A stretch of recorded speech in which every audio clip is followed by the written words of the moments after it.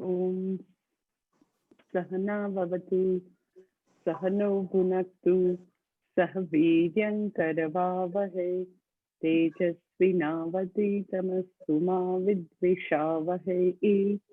ओम शांति शांति शांतिः। श्रुतिस्मृतिपुराणानाम् आलयं करुणालयं नमामि भगवत्पादं शङ्करं लोकशङ्करम्। शङ्करं शङ्कराचार्यं केशवं बादरायणं सूत्रभाष्यकृतौ वन्दे भगवन्तो पुनः पुनः।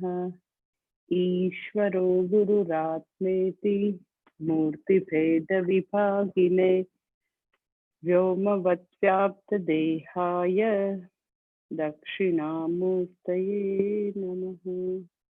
ओम।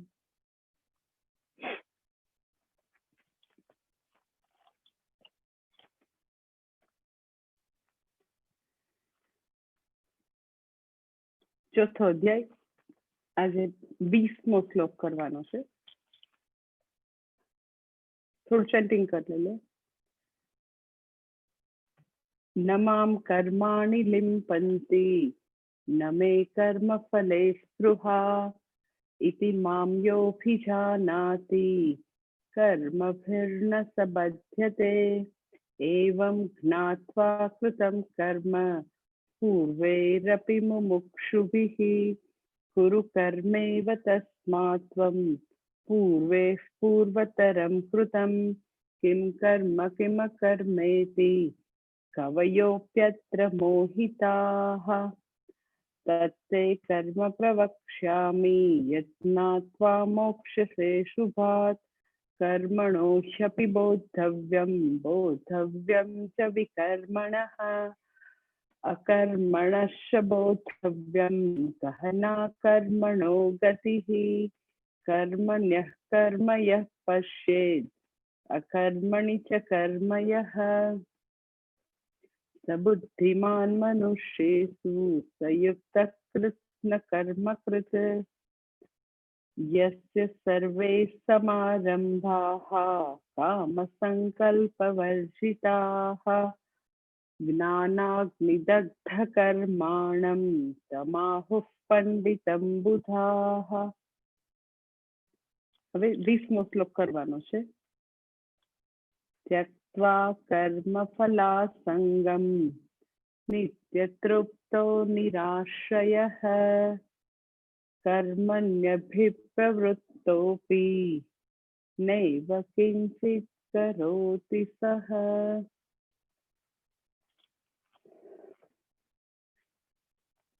19મા શ્લોકમાં જ્ઞાનનિષ્ઠ વ્યક્તિનું વર્ણન કર્યું અને હવે 20મામાં પણ એ જ વસ્તુ હજી ભગવાન ચાલુ રાખે છે.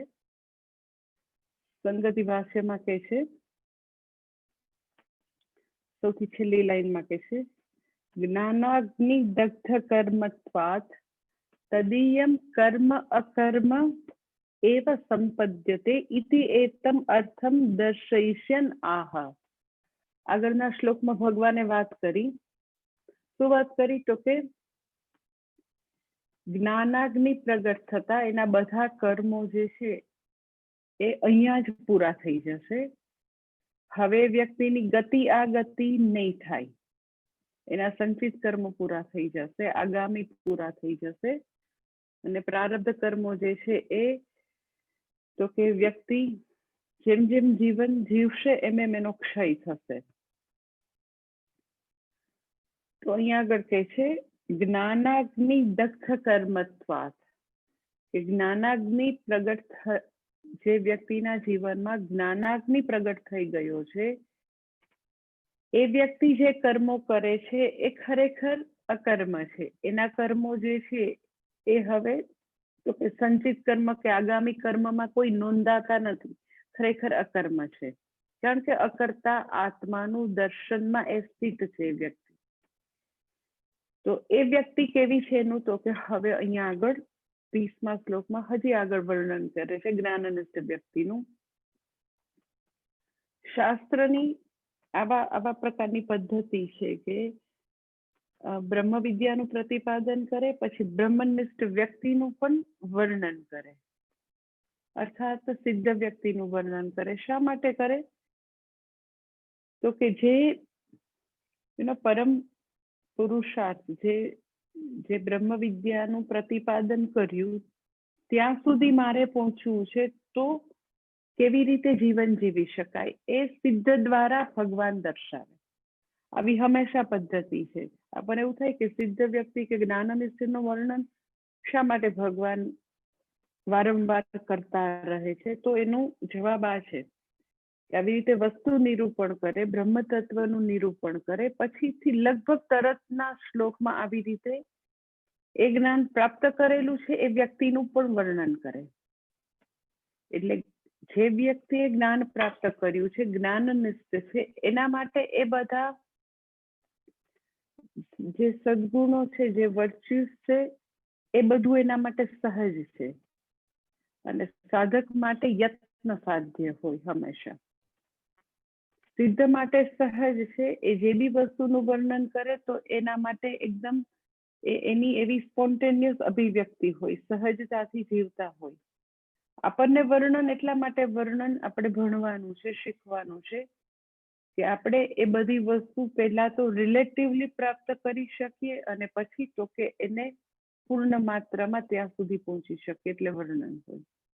એટલે 20મા શ્લોકમાં પણ જ્ઞાનનિષ્ઠ વ્યક્તિનું વર્ણન કરે છે અને 21મા શ્લોકમાં પણ ભગવાન વર્ણન કરે છે. શું કે છે 20મા શ્લોકમાં? તો કે છે ત્યક્ત્વા કર્મ ફલાસંગમ નિત્ય તૃપ્તો નિરાશ્રયઃ કર્મણ્ય વિપ્રવૃત્તોપી નૈવ કિંચિત કરોતિ સઃ.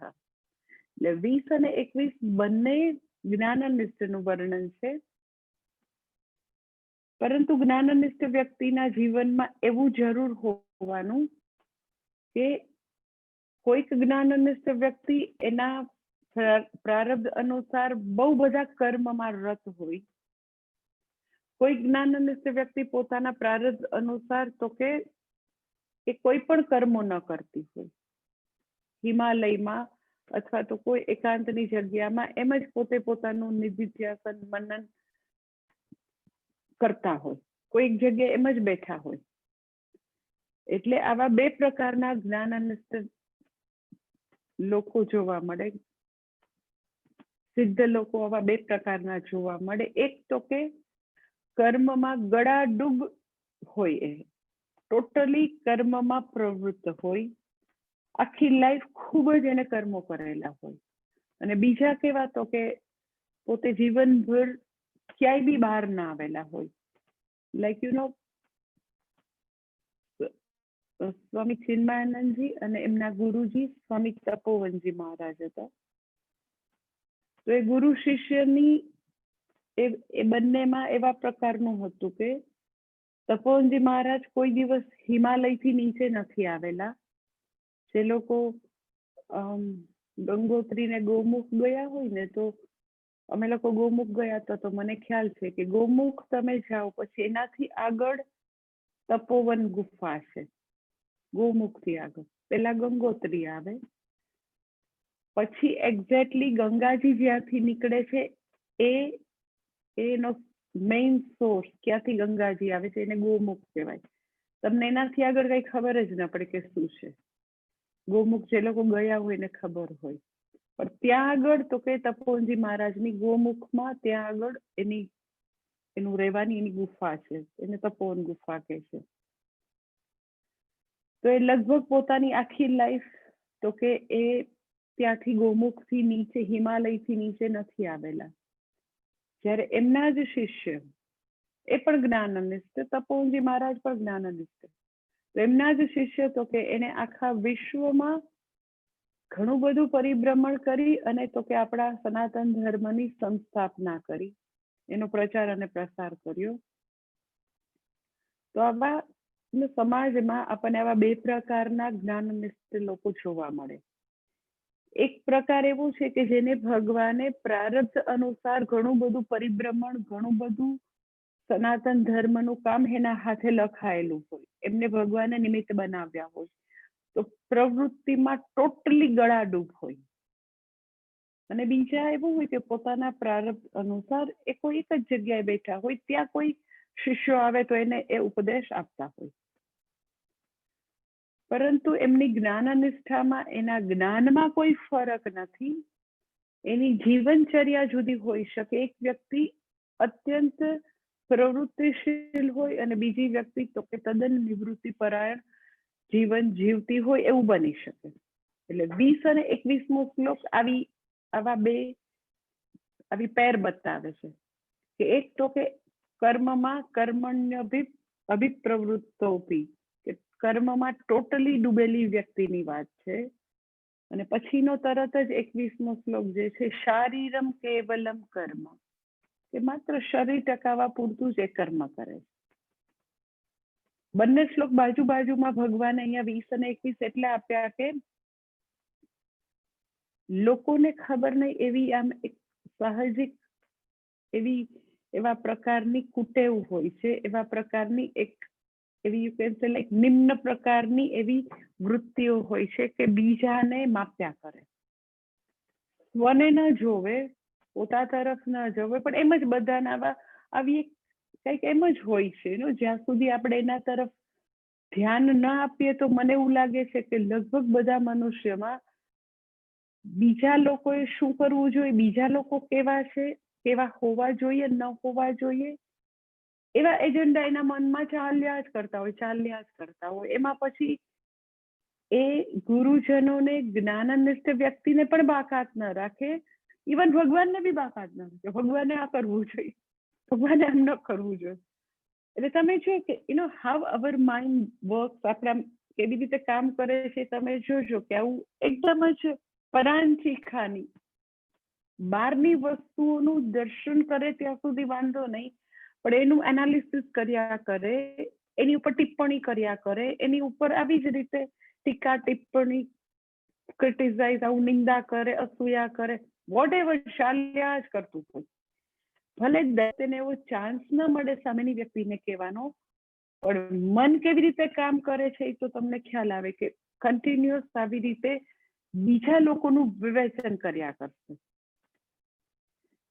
મેં તમને આની પહેલા વાત કરી હતી કે અમારે ત્યાં એક માળી હતો ગાર્ડન, તો એને અંબુ એનું નામ, તો એને એક એવો શું કહેવાય વિડીયો બનાવ્યો હતો પોતાના રૂમમાં, આપણા આશ્રમમાં. અત્યારે તો કામ નથી કરતો, પેલા કામ કરતો હતો ત્યારે. તો સુતા એક એવો વિડીયો બનાવ્યો હતો. આ નરેન્દ્ર મોદીને ભાન જ નથી પડતી, આવો વિડીયો સાચે. એને લોકડાઉનમાં આવું તે નિર્ણય થોડો લેવાતો હશે, ઈને કોણ કહેવા જાય કે એને આમ કરવું જોઈએ. એની આદિવાસીની ભાષામાં નરેન્દ્ર મોદીએ શું કરવું જોઈએ એ મારો ઇલિટરેટ અંગૂઠા છાપ અંબુ નક્કી કરે, બેઠો સૂતો એના નાઇટ ડ્રેસમાં નરેન્દ્ર મોદી માટે વિડીયો કરીને એને બધાને સેન્ડ કર્યો કે મોદીજીને તમે આ મોકલજો, એને ખબર પડવી જોઈએ લોકડાઉનમાં એને શું કરવાનું. એટલે કે ભણેલી વ્યક્તિ હોય કે અભણ વ્યક્તિ હોય, પણ મેં આવું નોંધ્યું છે કે જો આપણે આપણા મન માટે, મનની ગતિવિધિ માટે આપણે એટલા બધા સજાગ ન હોઈએ, તો લગભગ એ બીજા લોકોની વસ્તુઓમાં જ મનમાં એક પ્રકારનું ચિંતન ચાલ્યા કરતું હોય. એટલે મનનો એવા પ્રકારનું ભગવાને બંધારણ કરેલું છે કે એટ એ ટાઈમ એક જ વૃત્તિ હોય, એટ એ ટાઈમ એક જ વસ્તુ ચાલતી હોય, એક જ એટ એ ટાઈમ. તમે એમ કહો કે હું તો મલ્ટીટાસ્કિંગ કરું, તો એટ એ ટાઈમ એવી કેટલી વસ્તુ ન હોય. Given a time if you observe, તો આપણું મન સ્વ સિવાયનું ચિંતન કરે, અને આવી જ રીતે બીજા લોકો માટેના એજન્ડા હોય. એમાં ગુરુજનો, જ્ઞાનનિષ્ઠ વ્યક્તિ, સાધુ સંતોને પણ આપણે જનરલી છોડતા હોતા નથી. કોણે શું કરવું એ એકદમ જ આપણા મનમાં ચાલ્યા જ કરતું હોય.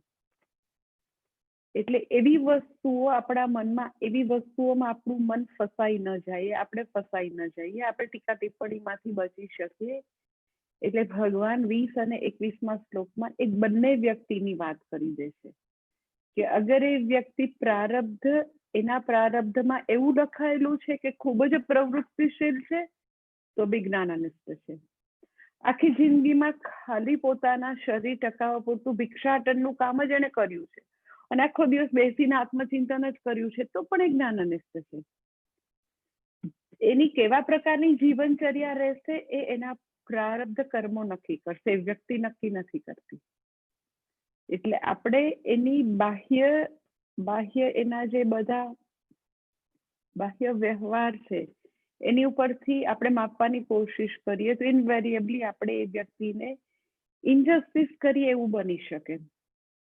મોટે ભાગે તો સાધક તરીકે આપણે એવું કેળવવું જોઈએ કે આપણે આપણી જાતને ઓબ્ઝર્વ કરીએ, આપણે કયા પ્રકારના સુધારા વધારા કરવાના છે એના વિશે ચિંતન કરીએ, લોકોને શું કરવાનું છે એ એના પ્રારબ્ધ ઉપર આપણે છોડી દઈએ. એવું આપણે આપણા મનને કેળવવું જોઈએ. એવી કેળવણી કર્યા વિના મન તો એવું જ હશે કે બીજાનું જ ચિંતન કરશે. એટલે we have to train ourselves, we have to tell ourselves all the time.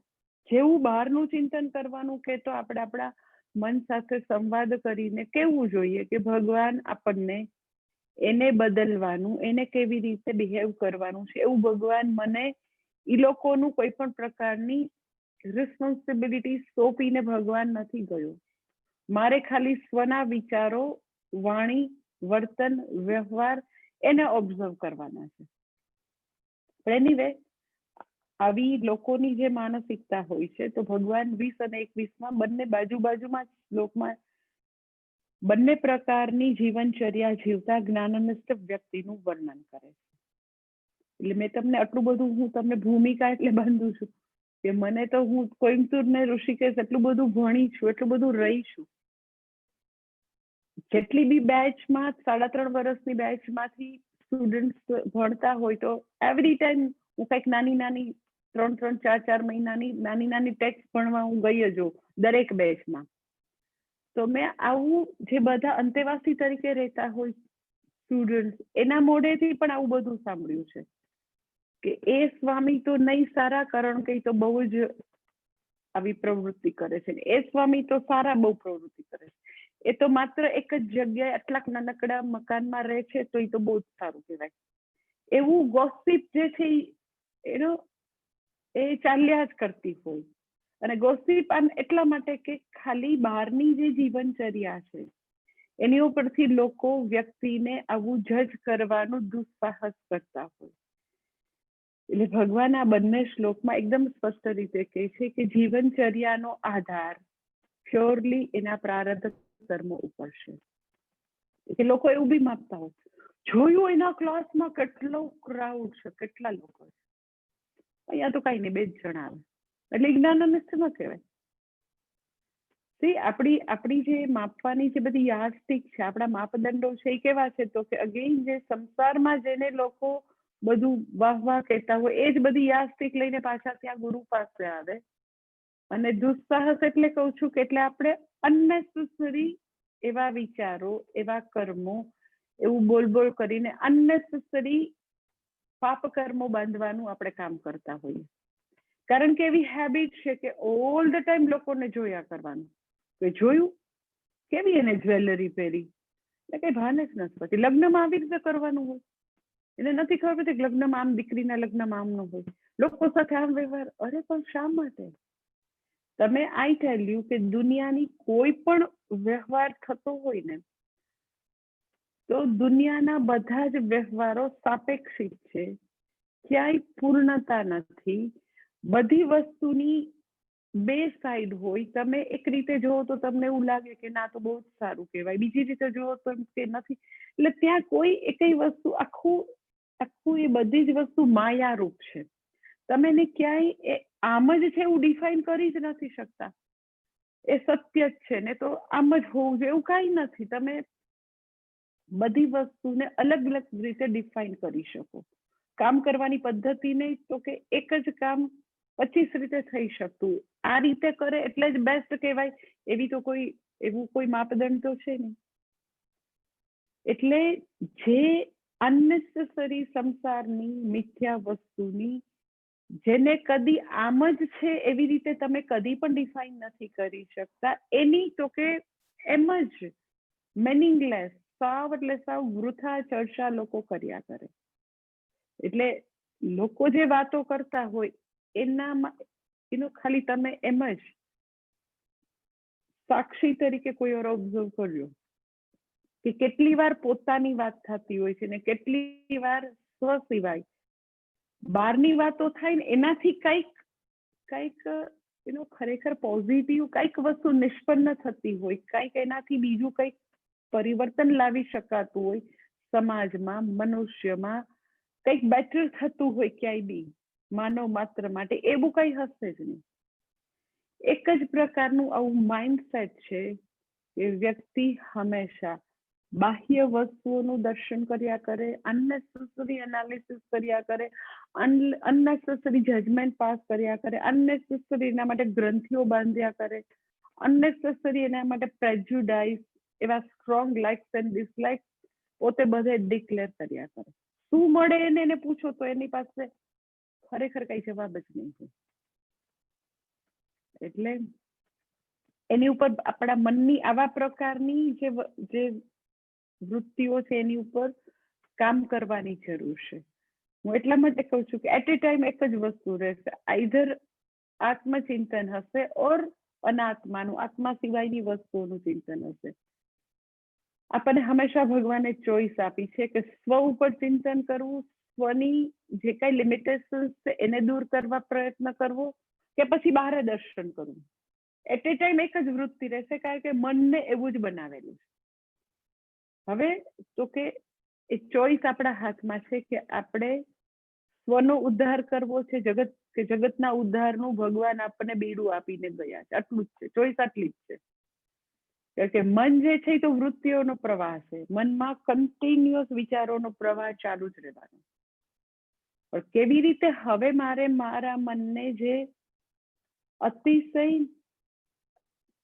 જે પરાંચી ખાની આવું છે, અતિશય બહાર જોવા વાળું છે, એને મારે આવૃત ચક્ષુ બનાવવું કે નહીં, એ ચોઈસનો વિષય છે. અને એ બહુ જ સટલ જર્ની છે, આપણી પોતાની એવી ઇનર જર્ની છે કે જે એવું રોંગ ઓરિએન્ટેશન છે ને સતત આપણે બદલતા રહીએ કે ના મારે નથી વિચારવું, મારે એના વિશે કોઈ જજમેન્ટ પાસ નથી કરવા, મારે એ મારો વિષય જ નથી, મારે શા માટે જે વિષય નથી એના વિશે ચિંતન કરવું. એટલે દરેક વખતે મન જે છે એ બહારની વસ્તુ માટે જજમેન્ટ બાંધવા માટે સતત એવું કરશે. ઓલ ધ ટાઈમ આપણે આપણા મનને પાછું આપણામાં સ્થાપન કરવું પડે. ઓલ ધ ટાઈમ ત્યાંથી લાવીને બહારની વસ્તુઓ, વ્યક્તિઓ, પરિસ્થિતિઓનું ચિંતન તો કરાય કે ખરેખર આપણે એની સાથે કઈ કનેક્શન છે, ત્યાં કઈ કામ કરવાનું છે. અધરવાઇઝ શા માટે? એનીવે, એટલે અહીંયા આગળ ભગવાન આવી રીતે અતિશય પ્રવૃત્તિશીલ જ્ઞાનનિષ્ઠ વ્યક્તિની પહેલા વાત કરે છે. શું કે છે ભગવાન? તો કે છે એ વ્યક્તિ ત્યક્ત્વા કર્મફલા સંગમ ત્યક્ત્વા, આટલા એના માટેના વિશેષણ ભગવાન આપે છે. જ્ઞાનનિષ્ઠનું વર્ણન આટલા શબ્દોમાં કરે છે. કર્મફલા સંગમ ત્યક્ત્વા પહેલું, પછી બીજું નિત્ય તૃપ્ત, ત્રીજું નિરાશ્રય, પછી આગળ કે છે એવી વ્યક્તિ સહકર્મણી અભિપ્રવૃત્ત અપી ન એવ કિંચિત કરોતિ. બેય માટે 20 અને 21 શ્લોક બંને માટે ન કિંચિત કરોતિ એ બંને માટે સામાન્ય. કર્મમાં ગળાડૂબ પ્રવૃત્ત છતાં બી નૈવ કિંચિત કરોતિ. આગળ શારીરમ કેવલમ કર્મ, શરીર ટકાવા પૂરતા કર્મો કરે છતાં બી નૈવ કિંચિત કરોતિ. અર્થાત કર્મમાં અકર્મ દર્શનમાં જે સ્થિત છે, જે અકર્તા આત્મામાં સ્થિત છે, તો એક વ્યક્તિ કર્મણી અભિપ્રવૃત્ત કર્મમાં પૂરેપૂરી ડૂબેલી છતાં કાંઈ બી કર્મ કરતી નથી। આખું ભાષાંતર એવી રીતે થશે, શું છે તો કે કર્મ ફલા સંગમ ત્યક્ત્વા, પહેલી વસ્તુ કે કર્મ ફળની આસક્તિનો ત્યાગ કરીને નિત્ય તૃપ્ત, એટલે જે વ્યક્તિ નિત્ય તૃપ્ત છે, નિરાશ્રય છે અર્થાત આશ્રય રહિતની છે એવી વ્યક્તિ કર્મમાં સારી રીતે પ્રવૃત્ત હોવા છતાં કાંઈ પણ કર્મ કરતી નથી। પહેલો શબ્દ છે શું છે તો કે ત્યક્ત્વા કર્મ ફલા સંગમ।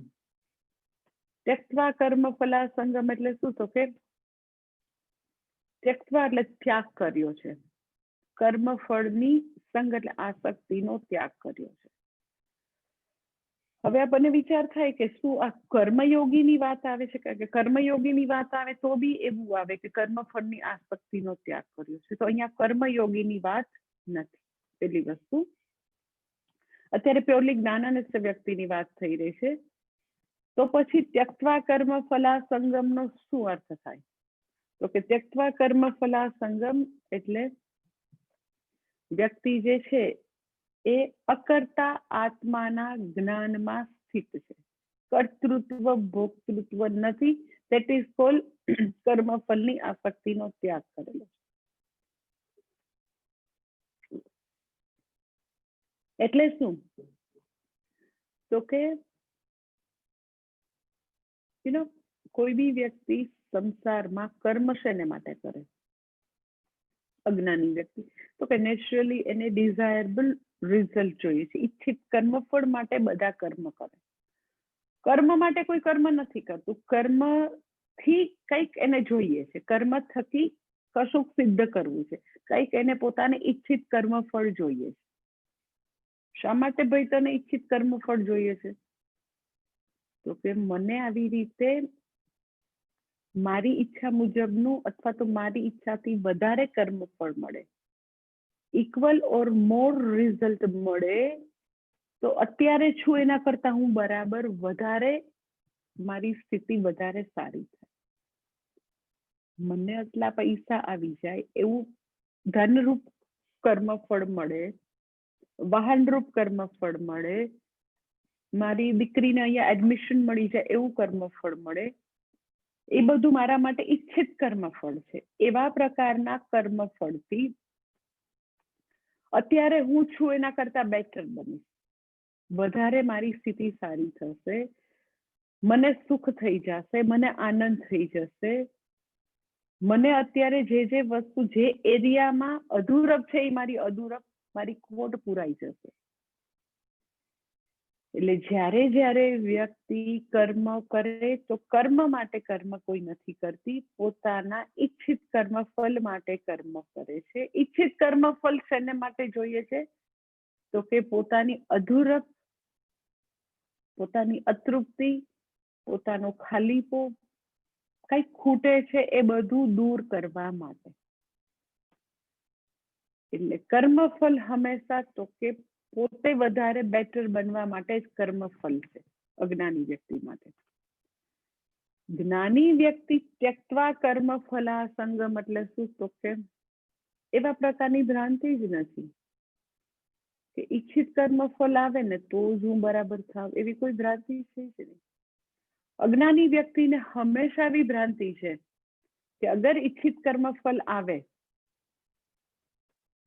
તો જ હું બરાબર, લેસ કે અપોઝિટ કર્મફળ આવે તો મારા નસીબ ખરાબ છે, હું નિરાશ થઈ જાઉં, હું દુઃખી થઈ જાઉં, ભગવાન મને વીણીને બધું જ મારું પાપ કર્મનું ફળ આપે છે, એટલે અતિશય શોકાવિષ્ટ થાય, અતિશય એ દુઃખી થાય। કારણ કે દરેક અજ્ઞાની વ્યક્તિને જન્મજાત જન્મો જન્માંતરથી એવી ભ્રાંતિ છે કે ઈચ્છિત કર્મફળથી સુખી થવાય। એકચ્યુઅલી તમે મને પૂછો તો ભૂતકાળમાં અનેક વાર ઈચ્છિત કર્મફળ મળ્યું છે, કે એવું નથી કે વ્યક્તિને હંમેશા લેસ એન્ડ અપોઝિટ કર્મફળ મળ્યું છે. 4 પ્રકારના કર્મફળમાંથી અનેકવાર એને ઇક્વલ અને મોર મળ્યું છે, નથી મળ્યું એવું નથી. હા, એ વાત અલગ છે કે આપણને યાદ શું રહે, તો કે લેસ અને અપોઝિટ જ યાદ રહે. આપણને ભગવાને ખરેખર ભગવાને ઈચ્છિત કર્મફળ આપ્યું હોય, આપણી ઘરની વ્યક્તિઓ ખૂબ અનુકૂળ થઈને રહેતી હોય, આપણને કોઈ પણ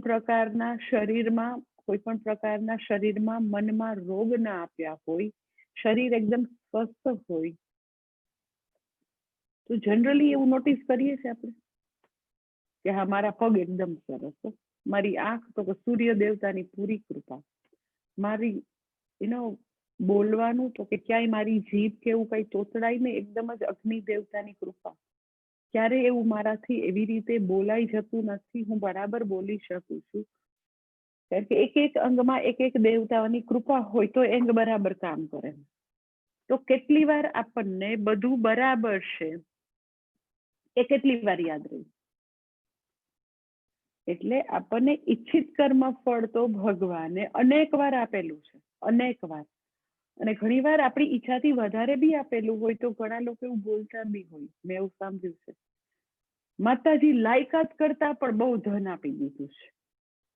એ લોકો બિઝનેસ કરે તો બિઝનેસમાં એ લોકોએ ત્યારે એવી કલ્પના બી ન કરેલી હોય કે આટલી બધી બિઝનેસમાં સક્સેસ મળશે. તો એવું બોલે બી ખરા કે મને લાયકાત કરતા વધારે આપ્યું છે, તો ઈચ્છા કરતા ઘણું બધું વધારે કર્મફળ આપ્યું.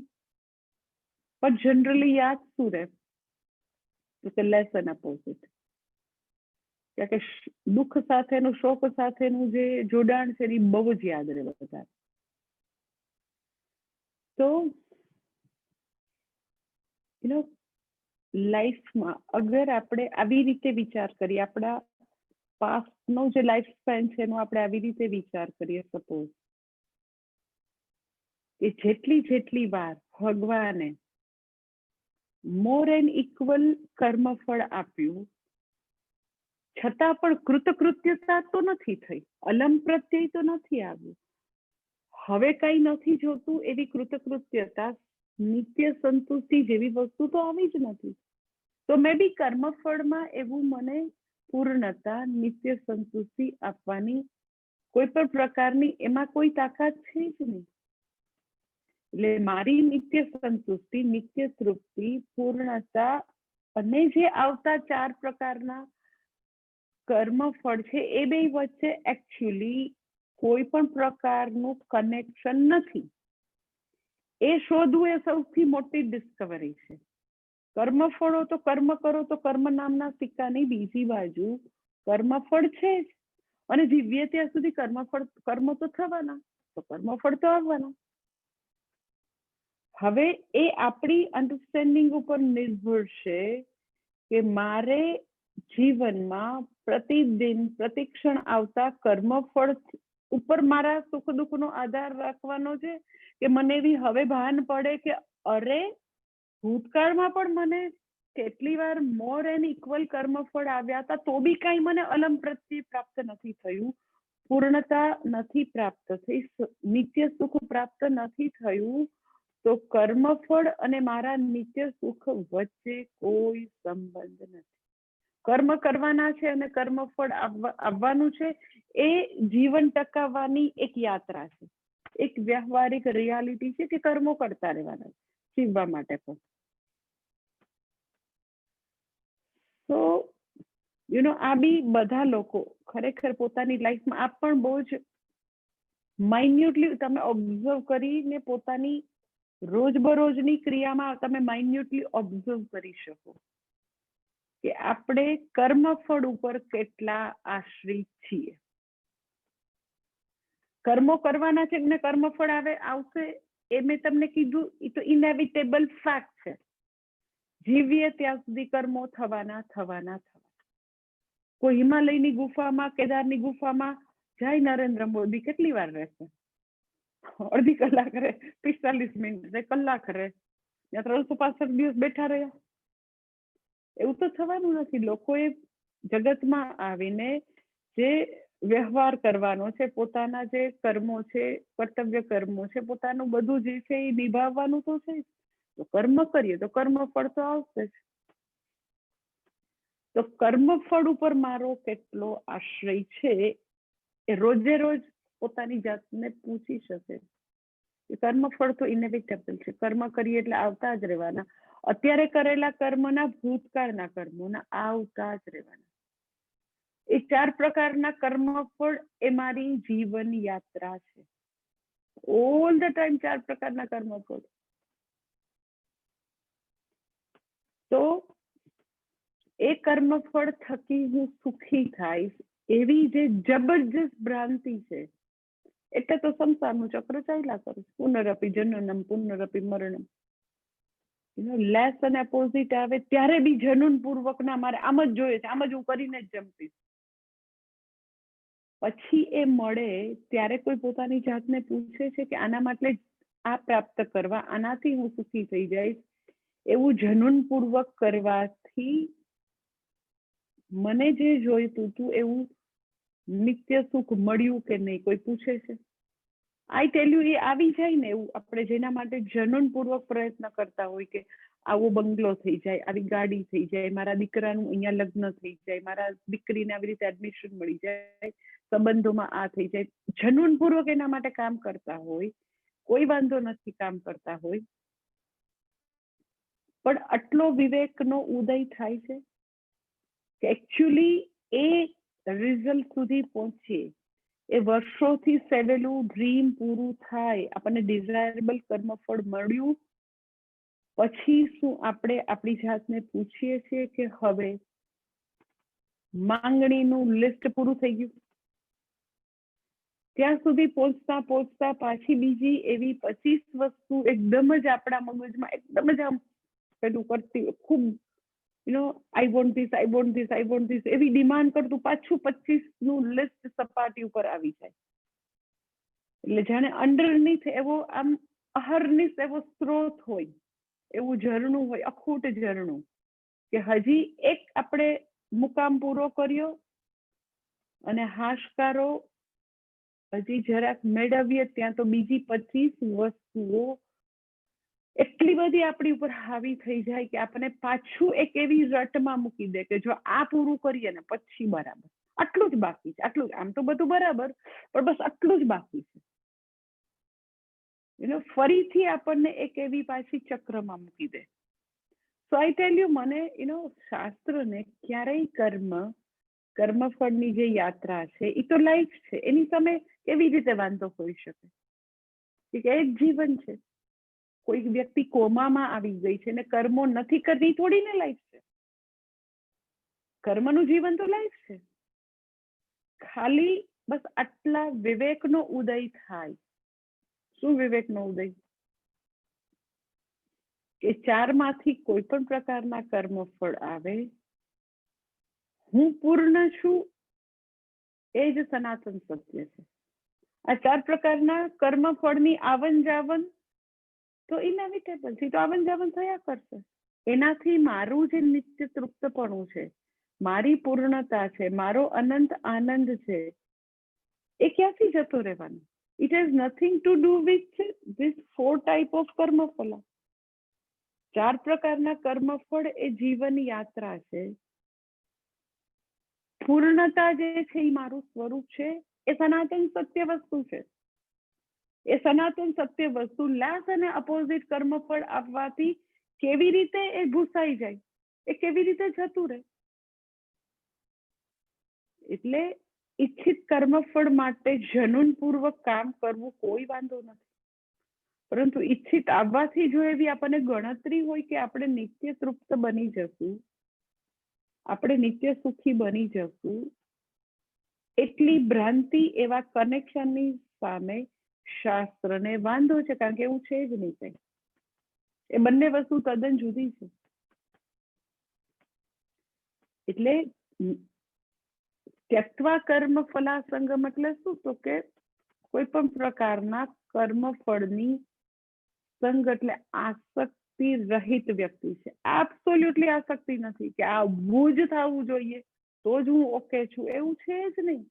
કારણ કે હું પૂર્ણ છું, તો મારી પૂર્ણતા જે છે મને જે અનંત સુખ મળ્યું છે એ લેસ કે અપોઝિટ કર્મફળ છે, એને મિટાવી નહીં શકે. એટલે I tell you, it is very big thing, very big thing.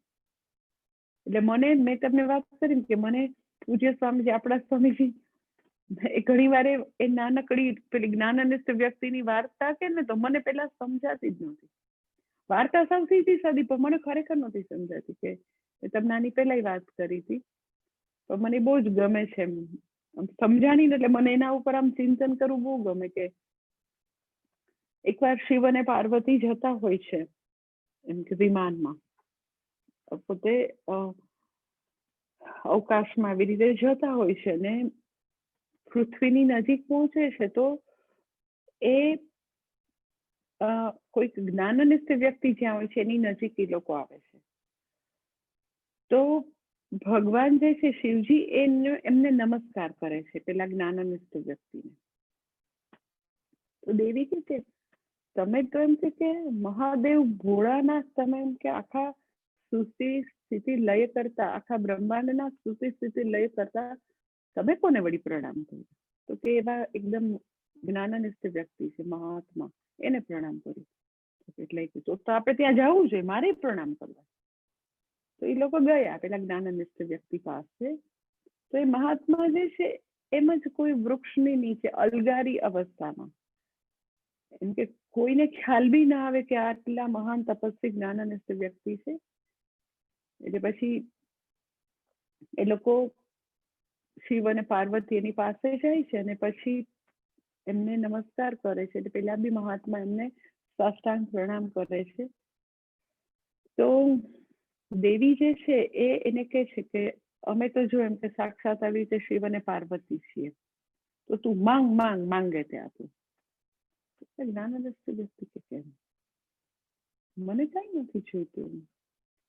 એ તો કૃતકૃત્ય છે, નિત્ય તૃપ્ત છે, નિરાશ્રય છે, એ કે મને કશું નહીં જોઈએ. તો દેવી, શિવજી તો કઈ બોલ્યા જ નહીં, કારણ કે શિવજીને તો ખબર હતી કે કશું નહીં માંગે.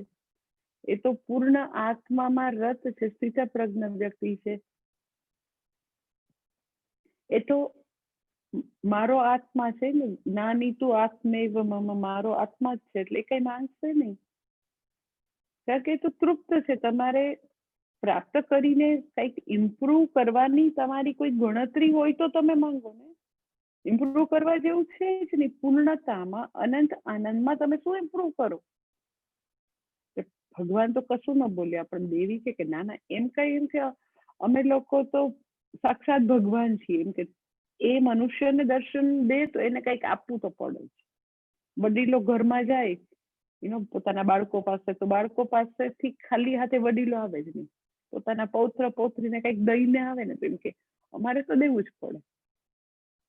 તો પેલા મહાત્મા કે માં એમ કે મને ક્ષમા કરો, મને કશું નહીં જોઈએ એમ. ના ના, માંગવું તો પડે જ તારે. એટલે મહાત્મા પછી એમ કે સ્ત્રી હટ પાસે તો શું કરે મહાત્મા બિચારા.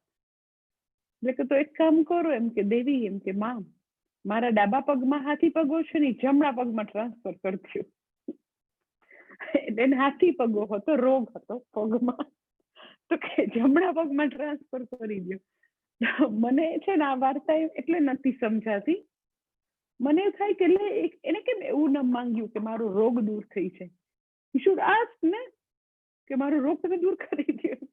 તો મને ખરેખર વાર્તા નથી સમજાતી. મને એવું થાય કે સ્વામીજી આવી વાર્તા કેમ કહે છે.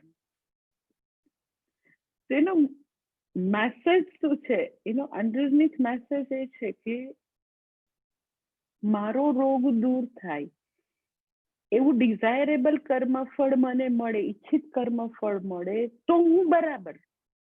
શરીર સ્થિતિ જો બરાબર નથી તો હું બરાબર નથી. શરીર સ્થિતિ બરાબર થાય તો હું બરાબર થાઉં. એનો અર્થ એમ કે હજી મારું સુખનું કારણ અનાત્મામાં, મિથ્યામાં હું સિવાય મારું સુખનું કારણ છે. It is very big thing. હું એવું નથી કહેતી એટલે રોગ દૂર કરવા આપણે પ્રેયર ન કરવી, પણ રોગ દૂર થઈ જાય એટલે આપણે ઓકે થઈ જાય. અગર એવી ગણતરી છે, એનો અર્થ એમ કે હજી જ્ઞાન નિષ્ઠા આવી નથી. હજી મને એવું થાય છે કે કાંઈક બહારની દુનિયામાં હું ગોઠવણ કરી નાખું ને, મારા પ્રમાણે બધું ગોઠવી દઉં ને, શરીરથી લઈને આખા દુનિયામાં આમાં મારા હાથમાં બધું આવી જાય, હું આમ કરી દઉં, મારા હાથમાં આવા કંટ્રોલ થઈ આવી જાય, અને કંટ્રોલ પ્રમાણે હું આવું બધું કંટ્રોલમાં રાખું, મારા શરીરથી લઈને બધી પરિસ્થિતિ હું જો આવી રીતે કંટ્રોલમાં રાખી શકું, તો મને હું ઓકે છું એવું ફીલ થાય. એટલે there is, I tell you, very big thing and very subtle message કે બાહ્ય પરિસ્થિતિઓ ઉપર કોઈ પણ રીતે સુખનો આધાર નથી. આત્મની એવ આત્મના તુષ્ટ, કે વ્યક્તિ પોતે જે સ્વથી સંતુષ્ટ છે, સ્વની પૂર્ણતા જે હર ક્ષણ અનુભવે છે, એને હવે બહારથી કોઈ ઇમ્પ્રુવમેન્ટ કરી શકે એવી કોઈ પોસિબિલિટી જ નથી. જે અનંત સુખ સ્વનું મળ્યું છે, એમાં ઇન્ફિનિટીમાં, અનંતતામાં ખુદ ભગવાન આવે તો બી કઈ વધારો ન કરી શકે, કારણ કે મારું સ્વરૂપ છે એ જ ઈશ્વર છે. એટલે ત્યક્ત્વા કર્મ ફલાસંગમ, એટલે મને ઈચ્છિત કર્મફળ મળે તો હું બરાબર, એવા પ્રકારની ભ્રાંતિથી મુક્ત છે. જ્યારે તો કે બધા અજ્ઞાની વ્યક્તિ આખી લાઈફ ભ્રાંતિમાં છે, માટે તો કે આખું જીવન આવો કર્મ અને કર્મફળના ચક્રમાં એ વિતાવે છે. એની ઉપર આવી રીતે આશ્રય રાખીને કે મને બરાબર મળશે કર્મફળ તો જ હું બરાબર થઈશ. જ્ઞાની વ્યક્તિ એવી ભ્રાંતિથી સદંતર મુક્ત છે. ધેટ ઇઝ કોલ્ડ ત્યક્ત્વા કર્મ ફલાસંગમ. પછી બીજો શબ્દ કહે છે ભગવાન, કે છે નિત્ય તૃપ્ત. નિત્ય તૃપ્ત એટલે એની તૃપ્તિ, એની સંતુષ્ટિ આગંતુક નથી, આવવા વાળી જવા વાળી નથી, કાદાચિત તૃપ્તિ નથી. ક્યારેક તૃપ્ત હોય, ક્યારેક એકદમ મૂડમાં હોય, ક્યારેક એકદમ ખુશ હોય, સંતુષ્ટ હોય, ક્યારેક તો કે સાવ ડાઉન. આવન જાવન વાળી તૃપ્તિ નથી.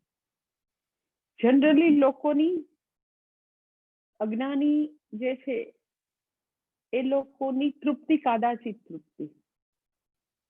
શા માટે અજ્ઞાનીની તૃપ્તિ કાદાચિત તૃપ્તિ? તો કે અજ્ઞાની વ્યક્તિને, સંસારી વ્યક્તિઓને એટલા બધા એરિયા એવા છે કે એ બધા એરિયા, એ બધા જે સ્ફિયર છે એમાં બિચારા અસંતુષ્ટ અને અસંતુષ્ટ. સપોઝ તમે કોઈ વ્યક્તિને પૂછો ને કે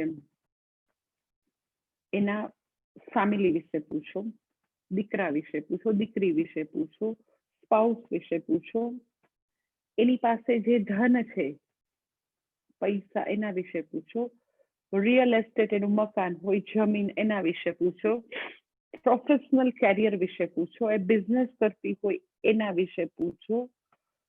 ખરેખર આ બી તમારે પ્રેક્ટિસ કરી શકાય. એમ જ તમે તમારું પૂછી શકો, પછી તમારી એકદમ નજીકની ફ્રેન્ડ હોય એમ જ તમારા પેલા માટે જસ્ટ એક નોલેજ માટે ખબર પડે કે કોને નિત્ય તૃપ્તિ કહેવાય, કોને કાદાચિત તૃપ્તિ કહેવાય. એટલા માટે એમ જ કે જુદા જુદા સ્ફિયરમાં અગર તમે તમારી જાત ઓર કોઈને બી પૂછીને એનાલિસિસ કરો,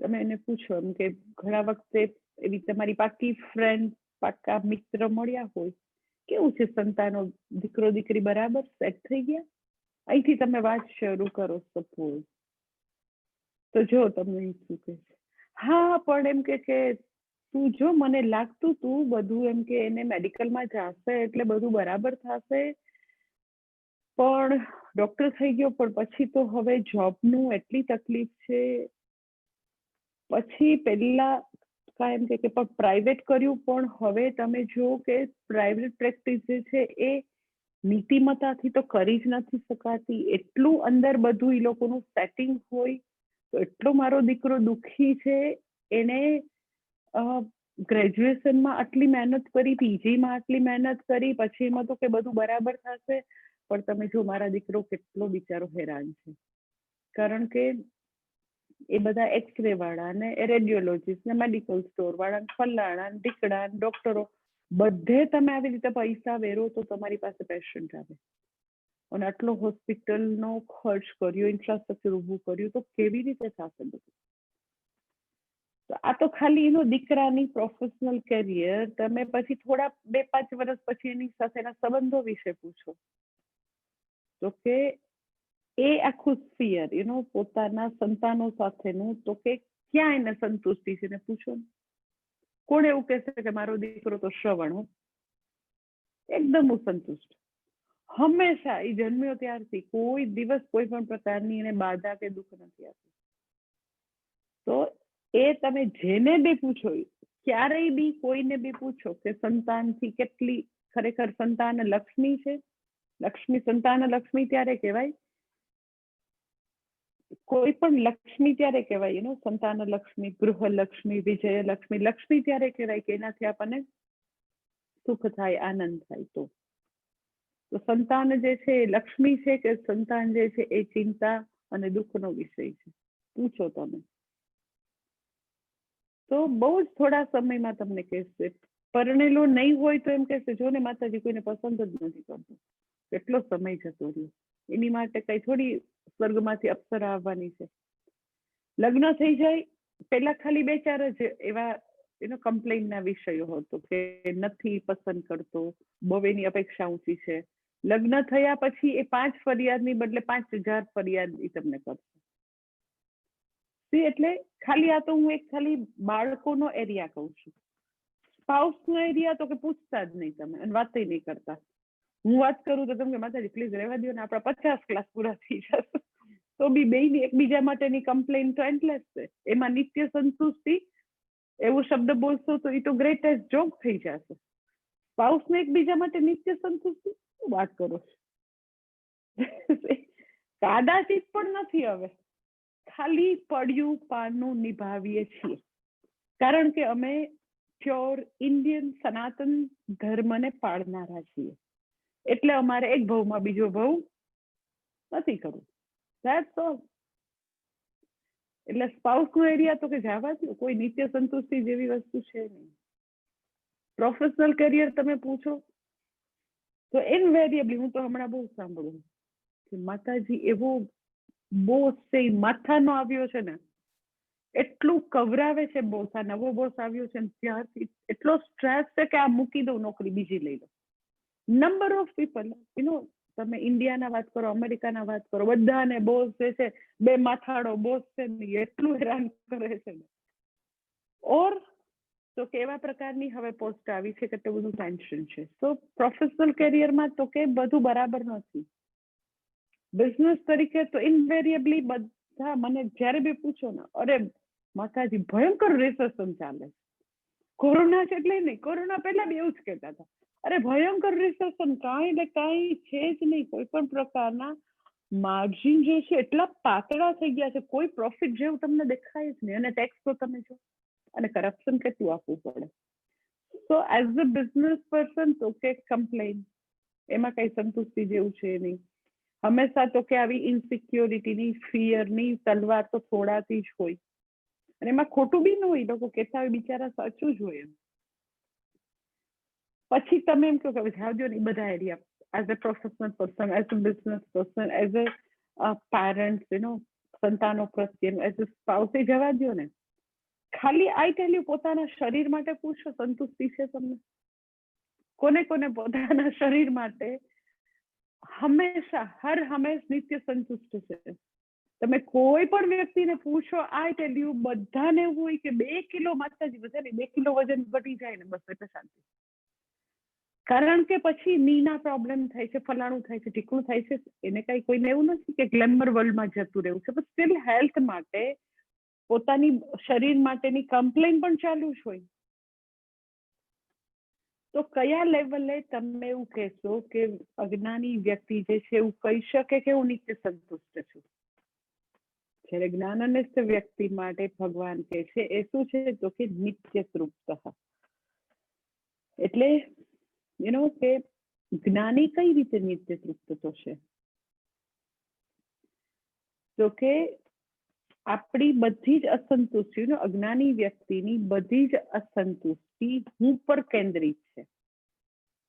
કે બહારનું જગત બરાબર નથી, દીકરા દીકરી, શરીર, નોકરી, બિઝનેસ એ બધું બરાબર નથી, માટે હું બરાબર નથી. તો હું પર કેન્દ્રિત અસંતુષ્ટિ છે, અતૃપ્તિ છે.